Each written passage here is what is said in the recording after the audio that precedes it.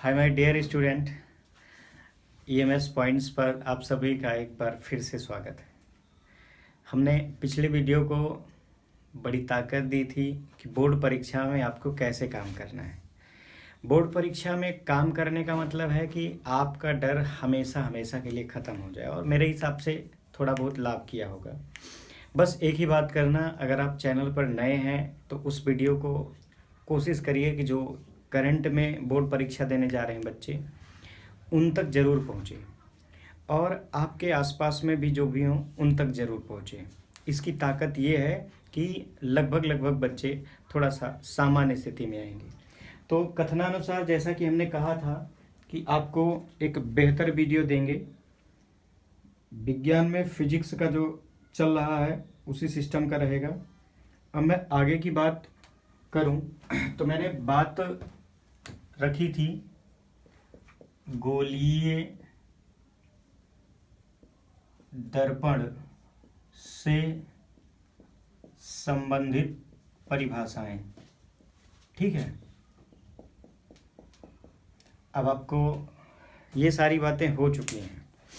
ये अगर बोर्ड में पूछी भी जाएंगी तो आप इस पर चर्चा भी कर लेंगे। आज टोपी ओपी देख के अगर कहीं मत जाइएगा, मौसम के हिसाब से हमने ये व्यवस्था रखी है। ठंड ज़्यादा है तो ठंड हो या कुछ भी हो, मतलब समस्या ही समाधान खोजने पर मजबूर करती है। अगर कोई समस्या है तो समाधान आपको लगभग ढूंढना पड़ेगा। तो ठंड का समाधान है भाई, गर्म कपड़े पहनिए। चलिए पढ़ाई पर ध्यान दिया जाए। मैंने उसमें एक बात बताई थी, वक्रता त्रिज्या। वक्रता त्रिज्या वक्रता त्रिज्या अगर किसी का स्मॉलर है, किसी भी गोलीय दर्पण का स्मॉलर है, तो उसकी फोकस दूरी, एक चीज़ मैंने बताना भूल गया था, अभी मैं बता भी दूंगा। फोकस दूरी F इक्वल टू, इसको स्मॉल एफ से डिनोटेट करते हैं, F इक्वल टू R/2। कहाँ जा रहे हैं? R/2। कहीं कहीं कैपिटल लिखा जाता है, आप लोग बिल्कुल मत घबराइएगा। तो F इक्वल टू R/2 यानी कि जो फोकस दूरी है वो उसकी त्रिज्या की आधी होती है। ये दिमाग में रखिए। अब फोकस दूरी क्या है तो आपको मैं बेहतर तरीके से दर्पण में ही बता दूं। एक में बताऊंगा तो दूसरे में आपको समझ में आ जाएगा। जैसे कि आपने देखा होगा, मुख्य अक्ष होता है, दर्पण का पोल होता है, पोल के साथ साथ एक F होता है, फिर C होता है। तो पोल से F का जो डिस्टेंस होता है R, यही है रेडियस ऑफ कर्वेचर, मतलब दर्पण की वक्रता त्रिज्या। तो ये थोड़ा सा कभी कभी क्वेश्चन पूछा जाता है, तो आप कंप्लीट करिएगा। अब मैं बात करूं, आज जो हम पढ़ाने जा रहे हैं ये बोर्ड के हैसियत से, और अगर आप कंपटीशन देने जा रहे हैं तो वहाँ भी इसका बहुत बड़ा रोल है। तो हेडिंग क्या होगी आपकी? गोलीय दर्पणों से प्रतिबिंब बनने के नियम। गोलीय दर्पणों से प्रतिबिंब बनने के नियम। अच्छा भाई, गोलीय दर्पण है तो प्रतिबिंब बनेगा, और इसके नियम में जो आपकी बात मैंने रखी थी, तो प्रतिबिंब बनने के जो नियम हैं वास्तव में 3 नियम हैं और तीनों ही बहुत इम्पॉर्टेंट हैं। अब कुछ लोग इसको हिल के रटते हैं, रेक्टाफिकेशन नहीं पढ़ना। आपको 3 इम्पॉर्टेंट लाइनें मेरी याद रखनी है, बाकी मैं अभी समझा भी दूंगा। एक तो ये कि अगर प्रकाश की किरण है और दर्पण है, 2 चीज़ें दिमाग में रखिएगा। हम एक तो दर्पण की बात कर रहे हैं और दर्पण से जो रिश्ता बना रहा है, या कह सको कि जिनके बारे में चर्चा कर रहे हैं, वो है प्रकाश की किरणें। प्रकाश की किरणें। तो प्रकाश की किरणें दर्पण से कैसे संबंधित हैं या कैसे इनका क्या है, तो पहली चीज तो दर्पण पर उनका आपतित होना जब पड़ेगा।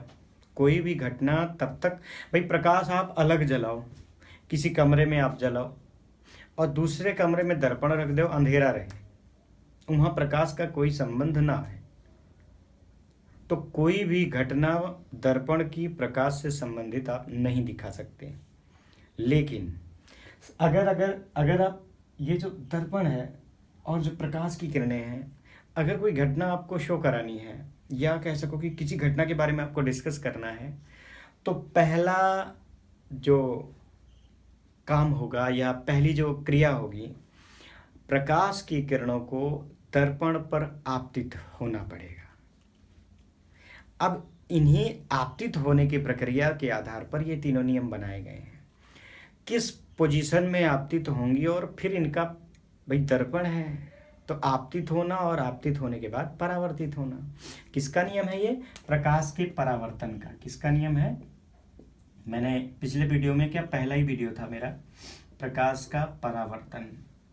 यानी कि दर्पण पर अगर प्रकाश की किरणें आपतित होंगी तो उनका परावर्तन होना तय है। अब जब परावर्तन होना तय है तो परावर्तन किसी न किसी बेस पर हमें यहाँ 3 नियम बताने हैं और वो परावर्तन से ही संबंधित है। तो पहला नियम सुनिए और इसको कॉन्सेप्चुअल तरीके से दिमाग में सेट करिए। जैसे अगर मुख्य अक्ष के समांतर प्रकाश की किरणें चल रही हैं, खूब ध्यान से सुनना, अगर जो प्रकाश की किरणें हैं वो मुख्य अक्ष के समांतर हैं, तो समांतर है का मतलब मुख्य अक्ष के समांतर चली और दर्पण, ये दर्पण है, ये किरणें हैं, ये आके इस पर आपतित हुई मुख्य अक्ष के समांतर। तो आपतित होने का मतलब जैसे इसे टकराएंगी इस दर्पण से, तुरंत क्या होंगी? ये रिफ्लेक्ट होंगी, परावर्तित होंगी। तो परावर्तन के बाद इनका कोई रास्ता होगा? ऐसा तो है नहीं कि परावर्तन के बाद इधर उधर चली जाएंगी। तो मुख्य अक्ष के समांतर चलने के बाद जब आके यहाँ टकराएंगी तो परावर्तन के बाद ये मुख्य फोकस से होकर के जाएंगी। यही फर्स्ट नियम है। अगर होकर जा रही हैं तो ये अवतल दर्पण है, और मुख्य फोकस से आती हुई प्रतीत होती है, ऐसा लग रहा है कि वहां से आ रही हैं, प्रतीत हो रही हैं, तो ये उत्तल दर्पण है। तो पहले हम पहला नियम लिखेंगे और फिर इस नियम के साथ हम चित्र से आपको समझाएंगे। नियम क्या है? ध्यान से सुनना।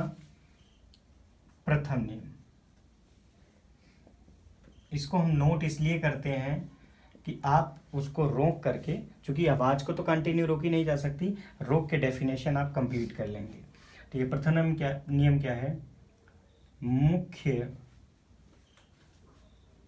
अक्ष के समांतर, अभी समांतर भी बता देंगे आपको क्या है। चलने वाली प्रकाश की किरणें, कौन सी किरणें? प्रकाश की किरणें परावर्तन के पश्चात, इंपॉर्टेंट लाइन बोल रहे हैं, परावर्तन के पश्चात, न परावर्तन हुआ उसके बाद, मुख्य फोकस, जिसको आप लिख चुके हैं, एफ से प्रदर्शित करती हैं, से होकर जाती हैं, से होकर जाती हैं, है ना। अगर होकर जाती हैं तो ये अवतल दर्पण होगा। कभी कभी 1 नंबर में पूछ लिया जाता है अवतल दर्पण, कि होकर जाती हैं किरणें तो दर्पण है, अवतल दर्पण होकर जाती हैं, अथवा मुख्य फोकस से, मुख्य फोकस से होकर जाती है, अथवा मुख्य फोकस से आती हुई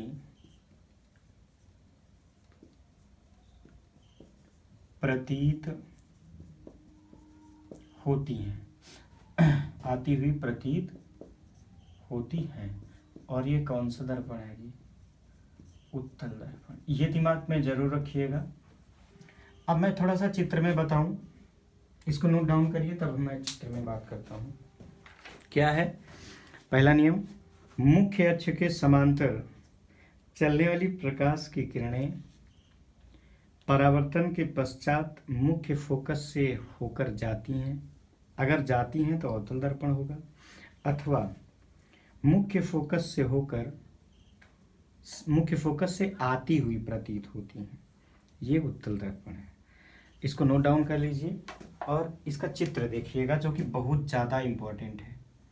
ये आपका दर्पण है, अब ये अवतल हो गया, क्योंकि बिना कलई किए आप नहीं बता सकते ये कौन सा दर्पण है। और ये इसका जो है प्रिंसिपल एक्सिस है, ये इसका पोल है। जो मैंने समांतर किरणें, समांतर में समान दूरी पर समानांतर, ये किरण जो है कोई है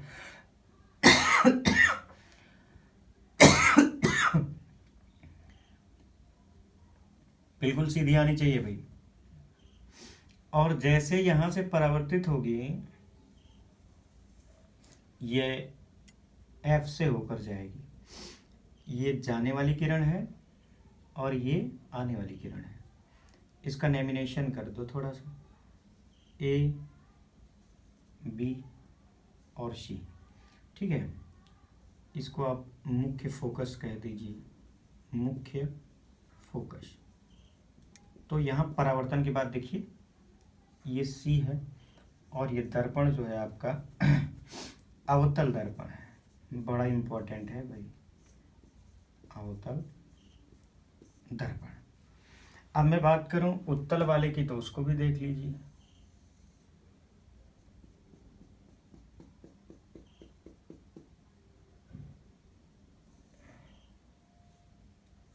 ये प्रिंसिपल एक्सिस है इसका, ये पोल है और यहाँ ये प्रकाश की किरणें, मान लीजिए ए बी किरण आई, तो ये तो यहीं से परावर्तित हो जाएगी।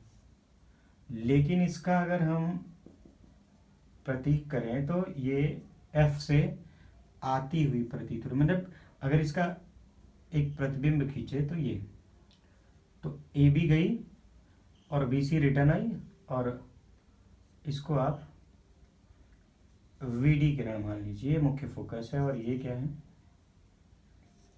C centre. और ये दर्पण जो है आपका उत्तल दर्पण है। नोट डाउन करिए। और पहला नियम खत्म। ये बहुत ज़रूरी चीज़ें हैं आपको पढ़ना, ठीक है, नोट कर लीजिए। और हर हाल में ये आती हैं, ऐसा नहीं है कि नहीं आती। अगला नियम, दूसरा नियम। अब मैं दूसरा नियम थोड़ा सा इसी से मिलता जुलता है, इसलिए चित्र पहले नहीं मिटाएंगे, ठीक है। पहले समझिए आप, पहला तो पता चल गया कि समान, और ये मैंने एक किरण बताया, 1000 किरण जाएंगी तो यही प्रक्रिया होगी, जाएंगी जहां से आएंगी वहां से, मतलब जिस नियम से गई हैं उसी नियम से आएंगी। दूसरा नियम सुनिएगा पहले अच्छे से, फिर उसके बाद में इसका। अब इसी को हम उलट दें, मान लो समांतर ना जाएं, मुख्य फोकस से जाएं। भाई समांतर गई तो परावर्तन के बाद मुख्य फोकस से आई, आती हुई प्रतीत हुई, समझ रहे हैं। और अगर मुख्य फोकस से जाए, उल्टा कर दिया जाए, तो अगर मुख्य फोकस से जा रही हैं तो समांतर होंगी, यानी क्या,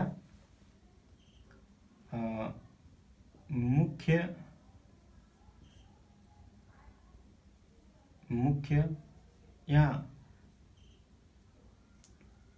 द्वितीय नियम, ठीक है। मुख्य फोकस से होकर जाने वाली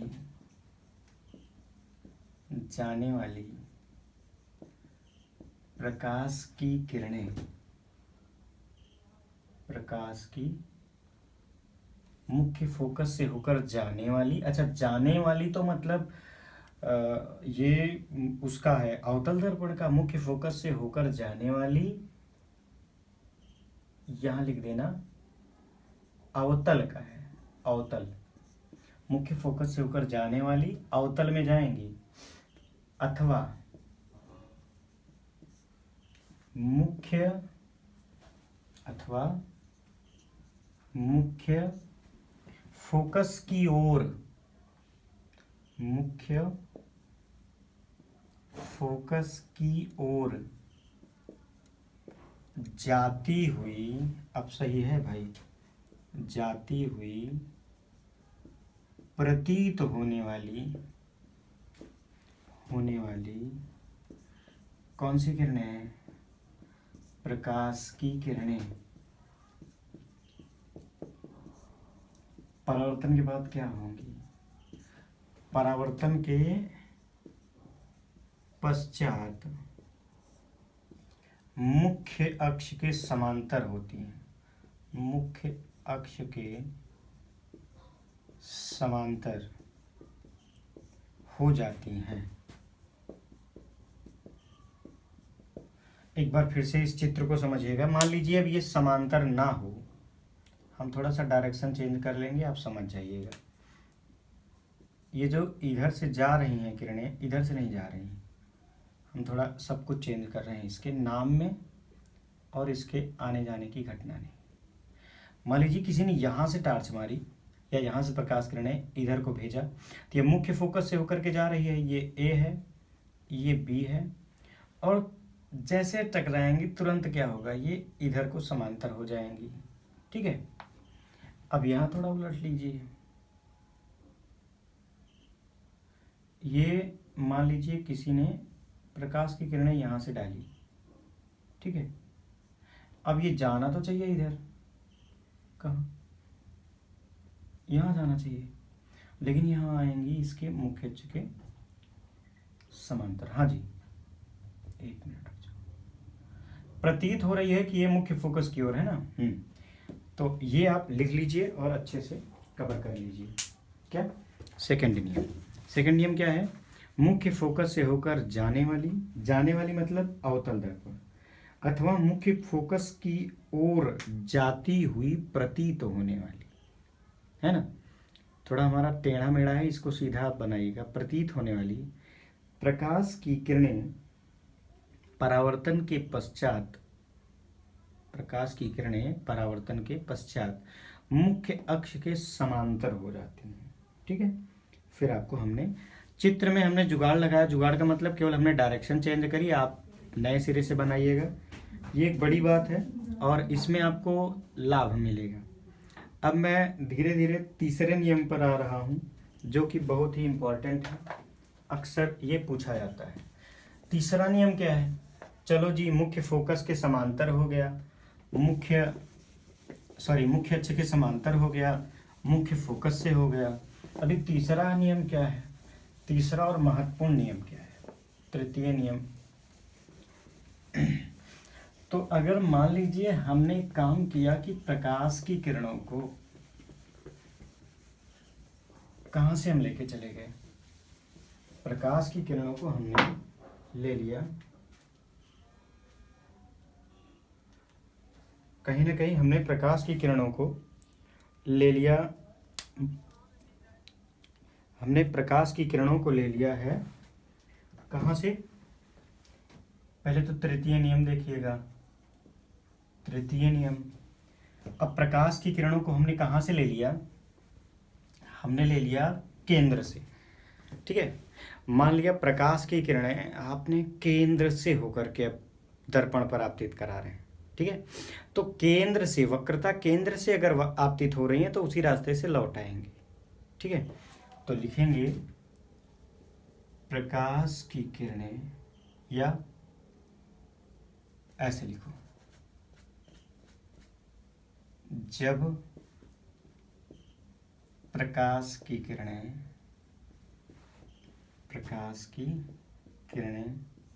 गोलीय दर्पण के कहाँ से जाते हैं भाई? केंद्र से होकर जाती हैं, या जाती हैं तो मतलब साफ है कि ये कौन सा अवतल, जाती हैं या जाती हुई प्रतीत होती हैं। ध्यान देना, जाती हुई प्रतीत होती हैं। तो परावर्तन के पश्चात, खूब ध्यान देना है, परावर्तन के पश्चात कहाँ से भाई? वक्रता केंद्र से, दर्पण के वक्रता केंद्र कर लेना इसको थोड़ा सा, ठीक है। लेखनी भाई इधर उधर होगी संभालना। जब प्रकाश की किरणें गोलीय दर्पण के वक्रता केंद्र से होकर जाती हैं, जाती हुई प्रतीत होती हैं, तो परावर्तन के पश्चात उसी मार्ग से, ठीक है, उसी मार्ग से वापस लौट आती हैं, वापस लौट आती हैं। अच्छा, इसका थोड़ा सा चित्र देखिएगा। जैसे मान लीजिए आपका कोई दर्पण है, अब ये अवतल हो गया। ध्यान रहे कभी कभी आपके टीचर या कोई भी आपकी परीक्षा लेते समय ये बोल देगा कि बनाएगा तो क्या, थोड़ा सा केयर करिएगा इसको। चित्र आपके अच्छे होने चाहिए, क्योंकि इसी पर मैक्सिमम अंक मिलते हैं आपको। अगर इस रास्ते से जा रही हैं किरणें, देखो भाई मेरी टेढ़ी हो जा रही, तुम्हारी सीधी होनी चाहिए, ठीक है। ये सी है, ये एफ है, ये किरणें आई, जाने दीजिए, तो रिटर्न भी इधर से आएंगी, ठीक है। अपना ABCD जो भी करना है कर लीजिए। ये आपका अवतल दर्पण है, ठीक है। और मैं अभी उत्तल की बात करूं, ये आपका उत्तल दर्पण है, और उत्तल दर्पण में ये मान लीजिए आपका सेंटर है।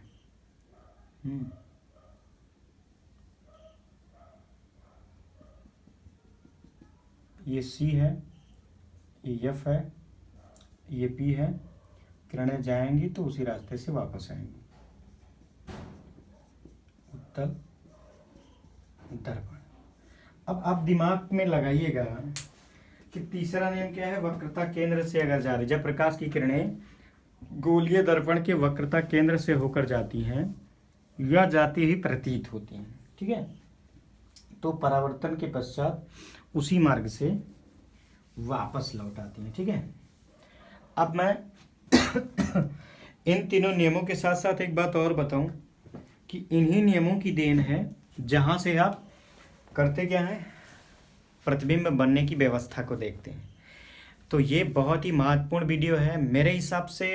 अगर आप आगे की पढ़ाई करेंगे, आगे की पढ़ाई मतलब इंटरमीडिएट में फिजिक्स लेंगे, और लेना क्या, अगर पीसीबी है तब लेना है, पीसीएम है तब भी लेना है, तो आपको ये लेना है। दूसरा, बोर्ड परीक्षा में अब जो पैटर्न है, या कह सकूँ कि अब जो प्रश्न आते हैं एकदम क्लियर आते हैं कि हाँ ये आने वाला है। तो बहुत जल्द ही आपको अनसाल्व का एक आध पेपर लेंगे केवल पैटर्न बताने के लिए फिजिक्स का। बाकी हम लगातार वीडियो बनाते रहेंगे।